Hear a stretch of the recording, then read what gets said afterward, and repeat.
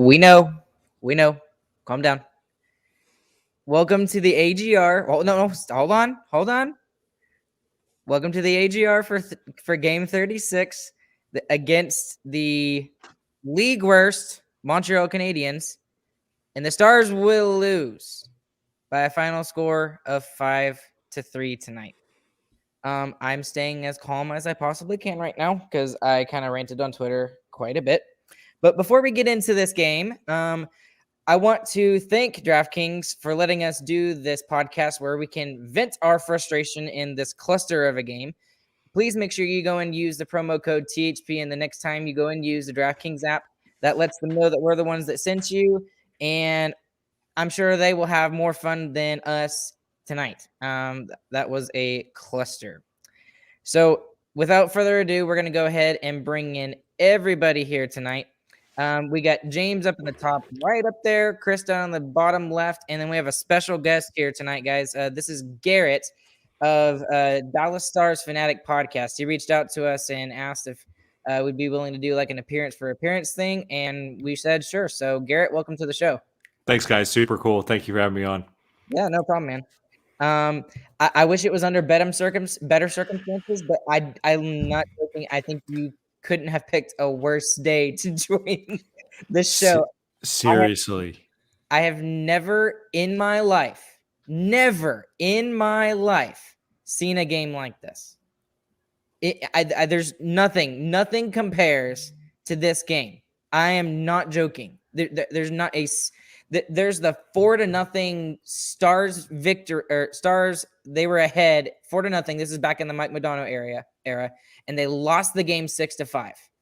That does not compare to this game tonight in any form or fashion at all. Okay, I'll just go ahead. It's kind of like Blues Game 7. Yeah. Yes. But I'll go ahead and I'll get each of y'all's just initial observations from tonight's game. James, why didn't you go ahead and go first? What's your initial observation? My initial observation is that we're playing like we were playing at the beginning of the season, where we would score a goal and then instantly just flip the momentum right back around, and they would score one, and we just kind of cry as Stars fans. Chris, what do you think? I mean, it sucked. I mean, Yeah. I mean, watch the game. I mean, it was awful. When Chris is speechless, that's a terrible thing. Yeah. When Chris is speechless, that's a terrible thing. Sorry, go ahead, Chris. Well, we're the better team. The entire we shot 51 shots. We scored barely 3 goals. We scored one of them at the very end of the game during garbage time, and I honestly don't know. And there's so many shots that just miss the net completely, like wide open in front of the net. Should be a goal 9 out of 10 times, and it doesn't even hit the net. Like Foxa from Owen Newkirk, he does the scoring chance thing that he does. He gave Foxa 5 high quality scoring chances, and that was only after the second period. He ends the night with 1 shot on goal from 5 scoring chances. Yeah, that sounds right. The Sagan one, he has 9 shots on goal tonight, and he still misses the net like 5 times at least, and the terrible one where he was in the crease and missed the net somehow. I mean, yes, the system is bad. Bones has to figure out a way to get the team ready to play the third period. I don't know how you're not ready to play the third period when you have all the momentum going your way. But honestly, it's coming down to these players. I mean, that's terrible. Like, find a way to score, find a way to hit the net. It's embarrassing. This is an embarrassing game. Garrett, what do you think, man? Yeah, I definitely agree with both of those things. And when I look at it on paper, it's not a mystery why they lost, right? I mean, you look at the numbers, mentioned they got 51 shots on net, but you go 0 for 7 on the power play. I mean, you're never, ever going to win a hockey game if you go 0 for 7 on the hockey play. And just on the power play. Just the stupefying thing is just how good they've been on home ice, especially recently. 13 out of 14 wins. The power play has been the thing propping that up, and it's just unbelievable to watch them just put that kind of a performance on the home ice in front of their fans. You guys mentioned the third period, especially. I thought it was really interesting how you get a lot of momentum headed out of the second. Your crowd is really into it on the almost goal that was for Michael Raffel, and you come out and lay an absolute egg in the third. I absolutely agree with you there. It's not a mystery why they lost when you put it on paper, but that doesn't mean that it makes any sense, you know? And at that point, guys, I don't even know where to take this conversation at this point. I really honestly don't, because this is like a culmination of so many things. So I'm just gonna go ahead and just start with just the first period. Okay. So we're just gonna, because I want to jump on the whole Jonathan Drouin thing. I want to jump on the whole Klingberg can't figure out how to play hockey now. Ottinger pulled 2 times in a row now, back-to-back games, not just at home, but now also on the road. Or excuse me, not just on the road, but also at home now, where he's supposed to be really good. And then the special teams. Pick one. Which direction y'all want to go first? Well, like it was already said, the special teams is the reason we lost. I mean, the technically 1-for-7. It was really 0-for-7. We had 2-minute power plays that were 6-on-4. So you can't find a way as one of the best power play teams in the league on home ice, which is your better side, against a bad penalty kill who hasn't been playing hockey a whole lot in the last month, and you can't find a way to put pucks in the net. It's sad. And it came from a lack of effort overall, too. I mean, there's no net crash on the power play whatsoever the entire game. A great example of it was the faceoff win from Hintz that goes straight to Klingberg and just goes like between his skates and just gets out of the zone, wastes 20 seconds off the clock, just off a faceoff win. It just looked like overall laziness all around, and especially in the first and the beginning of the second, when they got those 2 goals, bang bang, it looked very casual, and that was the key word that Razor kept saying, is they were being very casual and trying to just bank on their skill beating the Canadiens, and didn't work. We have not enough skill. So what else can we say about that power play? Because this seemed to be a strong suit for this team, and then all of a sudden it just can't seem to figure out how to put the puck in the net. And then in tonight's game, it was all just shots from the outside. And if you're Montreal, you're giving up those shots every night of the week. There was no net drive. I mean, Hintz was doing Hintz things at the end when it was already too late. He was using his speed to get in on into the offensive zone, and there was none of that. It was set up, shoot from the outside, one shot. Okay, they get it out, or they control the puck. It's out of the zone. That's what it was tonight. And go ahead, Garrett. Yeah, Ryan, I think you mentioned it. I saw in your tweets that you fired away tonight. You summed it up pretty well. They were just desperately missing Jason Robertson for sure. I mean, I think tonight shows just how valuable he is to the Stars, especially in the power play. Just that net front crash and how much chemistry there is with that top line with Hintz and Pavelski. Without all 3 of them working together, I mean, it's even more concerning now than it was maybe last week of what the Stars have besides that group. So I think that was the thing that was mainly missing on the power play tonight. But again, you have to give the Canadiens a lot of credit. That's a team that came in with just 2 road wins on the season. I think one of them was against Arizona. They just played Arizona yesterday. And at the end of the day, this group had guys like Tyler Pitlick, who is a cult hero in Dallas for, I don't know, he had a very brief foray in his time with Dallas, but a lot of people liked him. And just guys like him, and the guy they had in net, can't even come up with his name right now. But these guys are salty dogs in the NHL. They still want to continue their NHL careers, and you have to give them credit. They played I guess, as good as a game as you could call that game. Yeah, they played a good game for the worst team in the league, but right. I mean, especially, and I know, of course, we don't have Jason Robertson, and Otter didn't play great, but you've got to think, if you're a good hockey team, you find a way to beat this team when you have 7 power plays without Jason Robertson or not. So if this team is really that fragile to where one of those guys is out and the top line isn't there, then this team isn't good enough at all to do anything, and it needs to go today. So during that whole thing, there's two questions that I'm gonna follow up with. But first, we need to look at the other side of special teams today. The penalty kill has been absolutely atrocious ever since the COVID break, and I believe it was Owen Newkirk. It was either Owen Newkirk or Bruce Levine, one of the radio guys, put out this tweet and said that at this point right now, the Stars are at 65% success on the penalty kill since the COVID shutdown. That is an absolutely alarming stat for a team who is supposed to be a defensive team. Defense. We don't want that offense. That's terrible. I mean, we can't have that. So stupid. I mean, James, what's the answer here? Is it Jake Ottinger just wasn't good tonight on the penalty kill, or was it just that it's not working? We're allowing passes. What's the issue? What's going on right now? My answer is it's just not working. It just isn't. I don't know what's wrong. I'm not a crazy analyst. I don't know. I don't pick up as much as y'all do. I don't know why you gave this question to me, but it really just feels like we just kind of gave up on this game before it even started. Well, and that goes back into the game that we talked about, and I think it was I was talking to the Locked On Stars host Dane about the Friday game in our last crossover episode, just what me and him did. And I said there was just like a lack of emotion in this game, a lack of desire or want.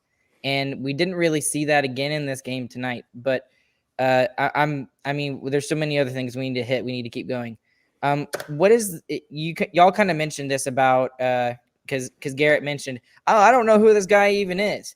And that made me realize about my tweet that like one of the first tweets I put out for the night was I said, "Dear Dallas Stars, please don't make a backup goaltender look like a Vezina caliber candidate tonight.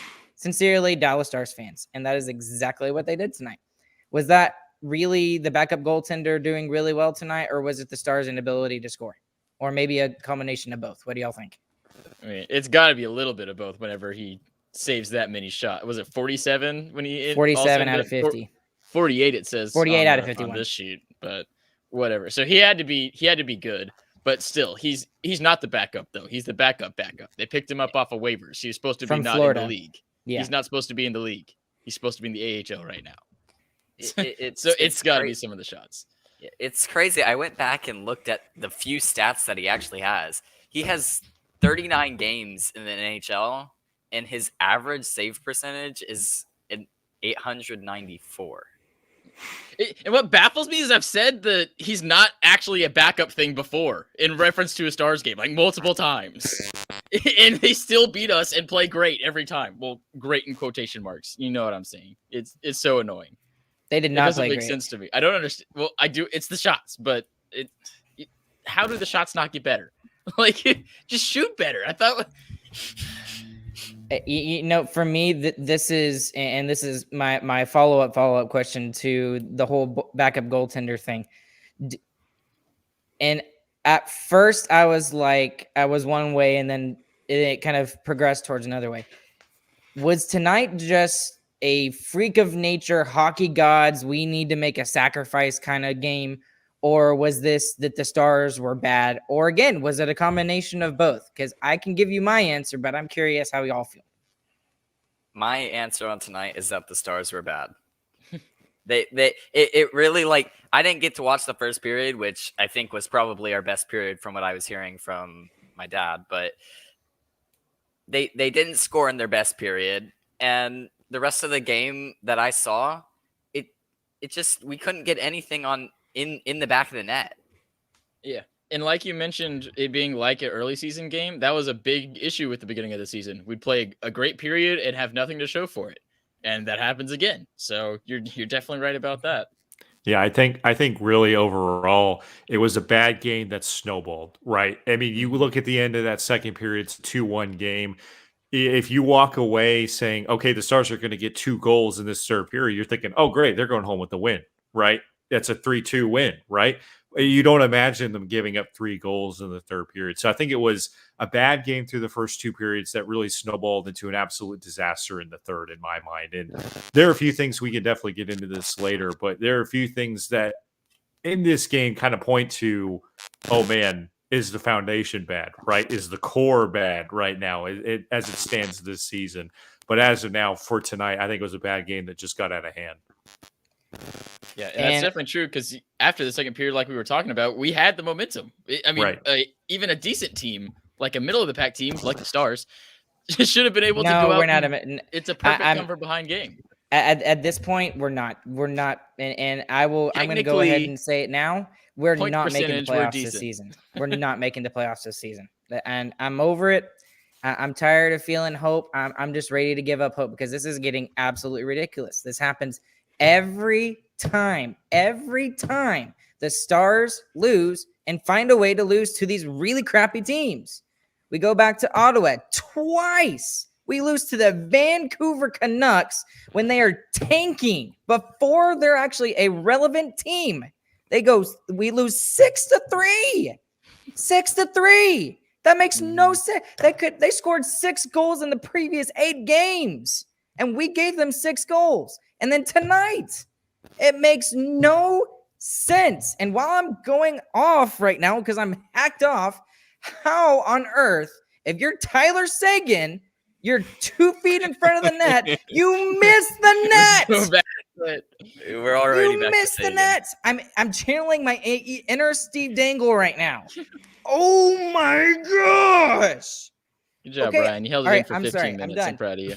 But I know, right? I held it in, and okay, I don't feel any better. But still, I mean, do y'all understand my frustration? Is my frustration relevant right now? No, not at all. Completely wrong.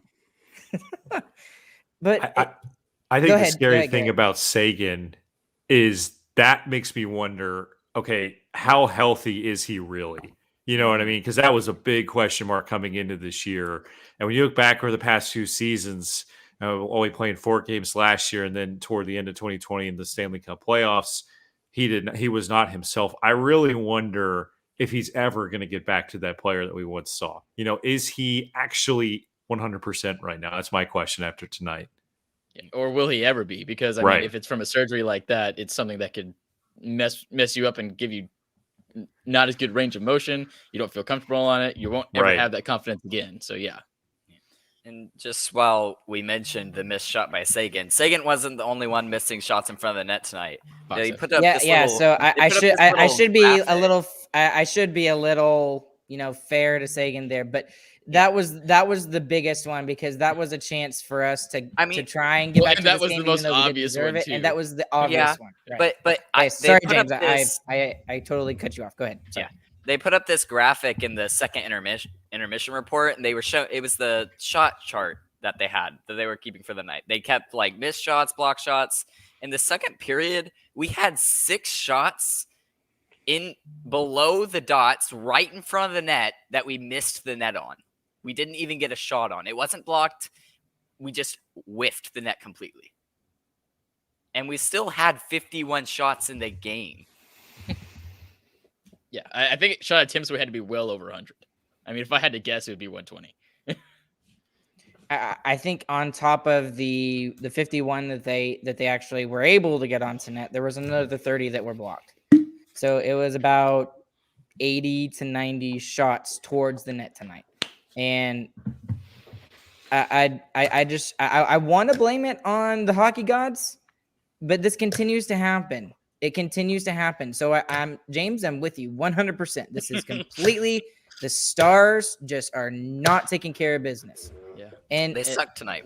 Yeah, and I'm ready to get into the foundation conversation that Garrett was about to bring up. I mean, go ahead. If Jason Robertson being out is really all that is the only difference between the Stars being a bubble playoff team and being worse than the worst team in the league, I mean, that's not a strong foundation. I mean, that's not something that you can actually have a hockey team on just one line.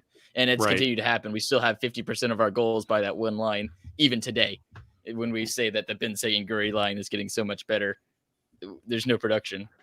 Right. And the scary thing is, you go into tonight, right, and you look at the past couple weeks, especially just since the pause, leave it at that. What's the Stars' identity? Well, it's a team with a really good first line that wins a lot at home.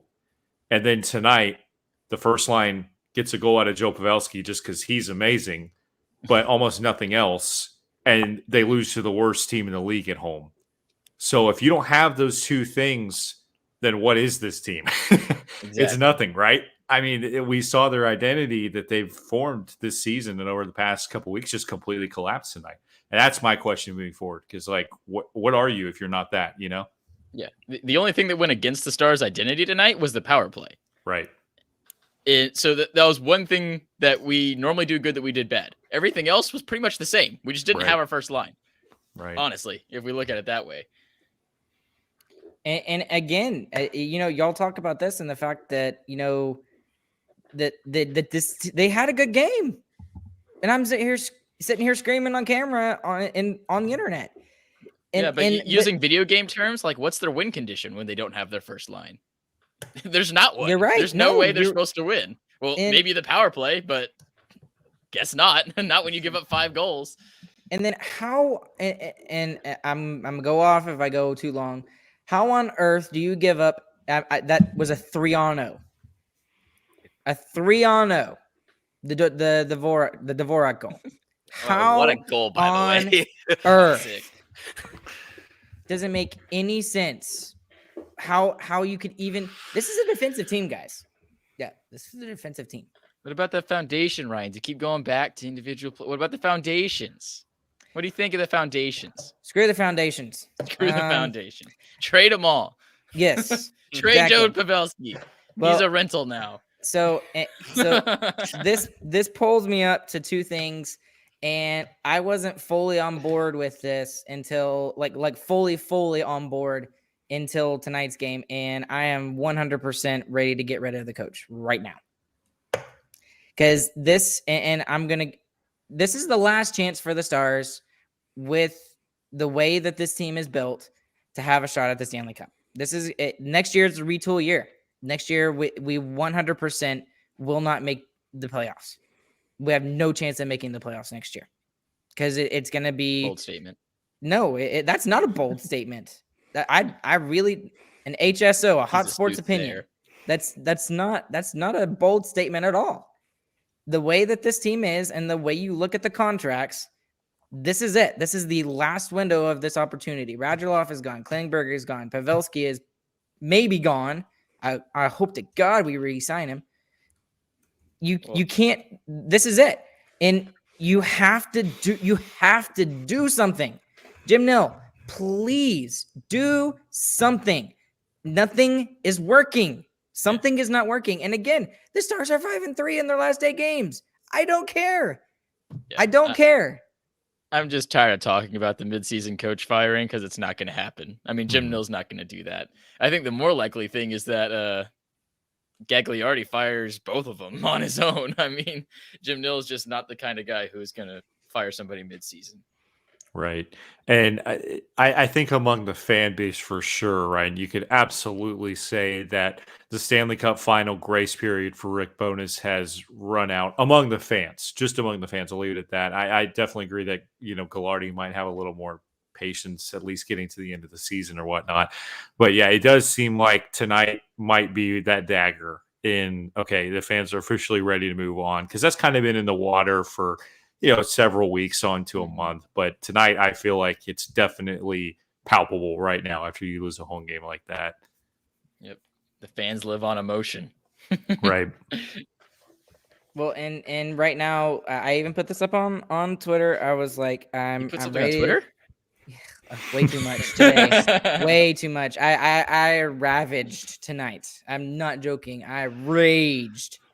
Trust me, Ryan, we saw it. I'm ready to trade Klingberg. Klingberg absolutely was flat out atrocious tonight again, and maybe I'm just not being fair to him, just because we know that he is more than likely going to be traded. So I'm being more critical of him, but I'm noticing it a lot more. Yeah, I feel like we're looking for it too, though, to be fair. And maybe that is to be fair, but he just has not been good. Absolutely has not been good.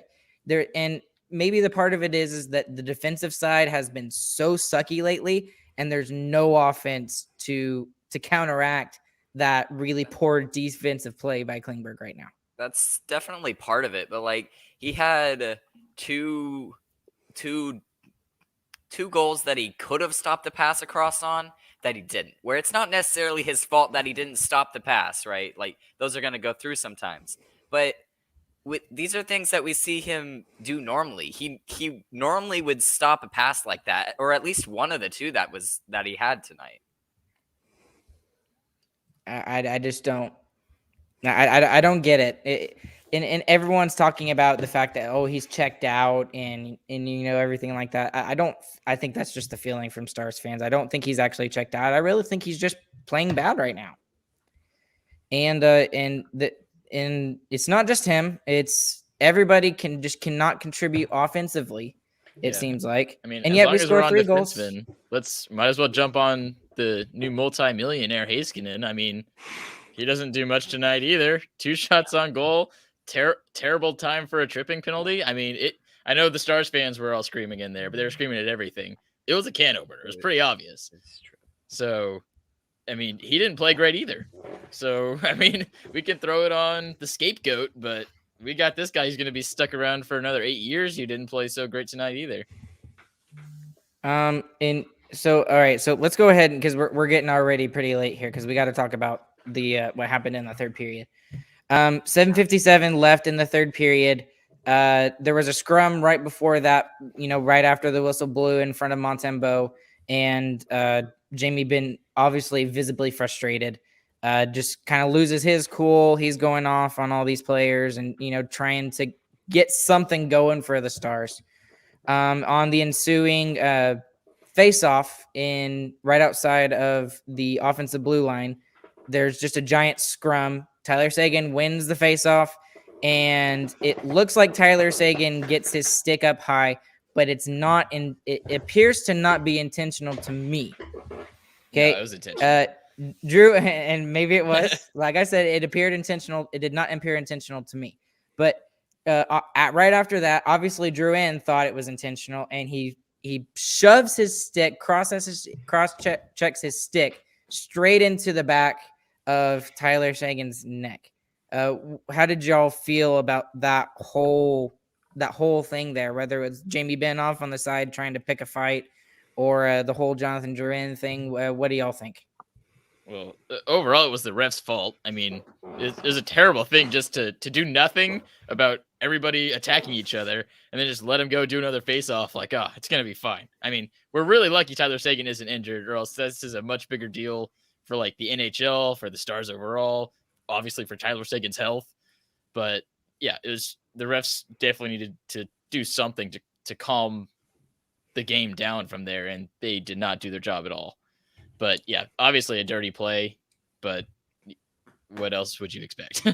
Yeah, on this broadcast tonight, it was interesting. They were talking about Drouin before that, I think in the second or third, and they said, he was a number 3 overall pick, I think in 13 to the Lightning, and they shipped him off eventually. But I think Razor said the critique with him is he's either electric or he's not doing anything on the ice, right? He's absent on the ice. Well, that's quite a way to avoid being absent on the ice, right? Is to cross-check somebody, but no, I digress. Yeah, I think that could have been a lot worse for sure. But I, as far as Ben goes, I mean, this is not high or low, right? Terrible team, the 2016-17 team, or the Stanley Cup final team, right? That's the thing that you're going to get with Jamie Benn. He's going to stand up. He's going to honor the captaincy, and he's going to try to give some kind of emotional charge. And I think that it's good when you see something like this where things absolutely fell apart tonight, that at least you're getting that from your captain, Yeah. What a good bright side. I love that. Yeah, there's me over here, negative Nancy, and then Garrett's over there being all positive. That's my niche, I guess. Yeah. I can't think of a girl name who starts with a P. Positive Patty. Trisha. Positive Patty. There we go. Yeah, there positive Patty. Well, on it, James, and I honestly think that the cross check deserves a suspension of some kind from Drouin. I honestly think because it was drilled into the ice, into his head, and it could have severely injured Tyler Seguin. Now, whether the high stick, the butt end of the stick in his face was intentional from Seguin towards Drouin, I don't think that matters. I think what does matter is what Drouin did. Is it suspendable? What do you think? At least finable for sure. He'll be hearing from the league discipline office in some capacity or another. Yeah, it'll be a fine, but it won't be a suspension. I'd be really surprised if it was suspension, honestly. And I really think it's a suspension. I really do.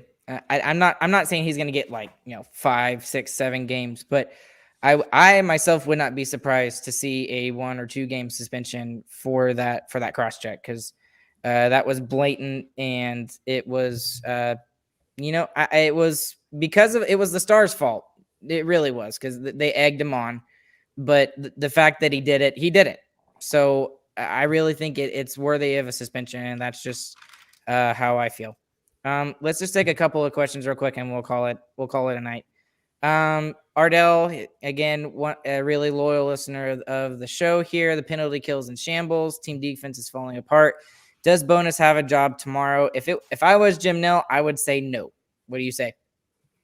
Yeah, he does. I wish he didn't. I agree with you, but he's gonna have a job, no doubt. Realistically, yes. Or He go does ahead, tomorrow. Yeah. Realistically, okay. Well, I'm not thinking realistically right now. Yeah. I'm all we know, emotional. Ryan. I know. We have heard. James, Honestly, obviously we're in a sucky spot right now. In my opinion, the Stars as a whole, I don't think we're going to make the playoffs. I feel like it wouldn't matter if we fired him or not at this point, honestly. So Agreed. Ardell also brings up another question. Montreal was on the second night of a back-to-back. Yeah. Can which Dallas they turn lost to the Coyotes. Yeah. Can Dallas turn it around on this road trip? No, they can't. Yeah, I No. thought we Short teed answer up for the me. perfect They podcast for Garrett to come on too. I was like, man, we're just gonna have an easy. It's gonna be a easy layup. podcast. Talk about good things. No. Sorry, Garrett. Answering the question, no, because they can't win on the road. No. They That's can't. true. Yeah. They haven't But proven it. But I don't care.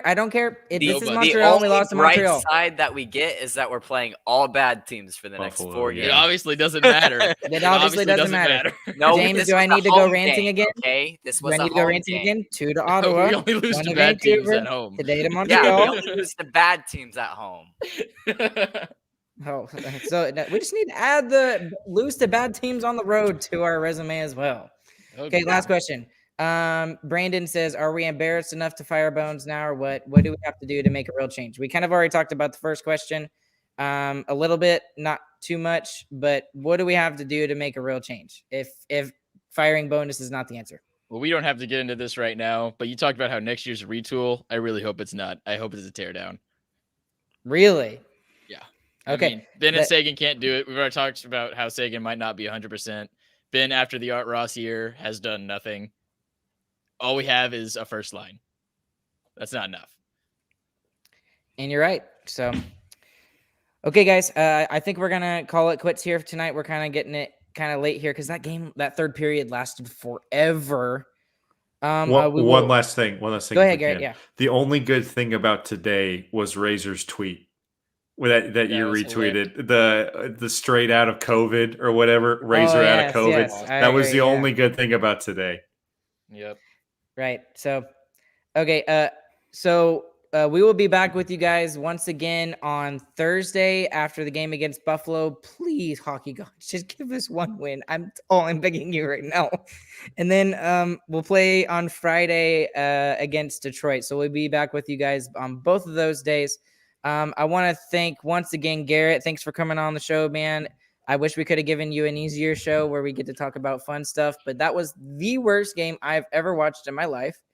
Can you just tell everybody where they can find you, or Twitter handle, all that social media stuff, where they can find you? Yeah. Yeah, well, first off, thank y'all for having me on. Hopefully, we can make it happen again sometime. Maybe after dunking on Detroit or something, or destroying the Blackhawks or something. That'd be nice.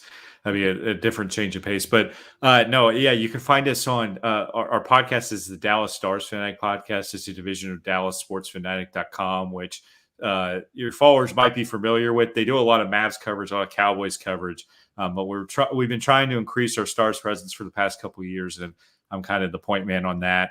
So you can find us. We're trying to grow right now and push our socials. So Stars Fanatic Pod on Twitter. If you guys want to drop a follow there, that'd be huge. Yep. Once again, man, thanks for coming on. Chris and James, it's good to see y'all again. Hopefully we can have more fun on the next one. I will be more calm next time. I've never been like this emotional about a game. But anyways, so that's also true. That's a lie too. Anyways, we want to thank once again our sponsors for this episode and for our entire Hockey Podcast Network, DraftKings. Make sure you go and use the promo code THBN. Next time you go and use their app for a special little offer from them. We thank them for doing this for us and allowing us to have fun with this podcast and talking about our favorite team. So once again, along with Garrett, Chris, and James, I'm Ryan, and we will catch you guys on the flip side. We hope you all have a good, fantastic evening / morning / whenever you're watching or listening to this podcast. Good night.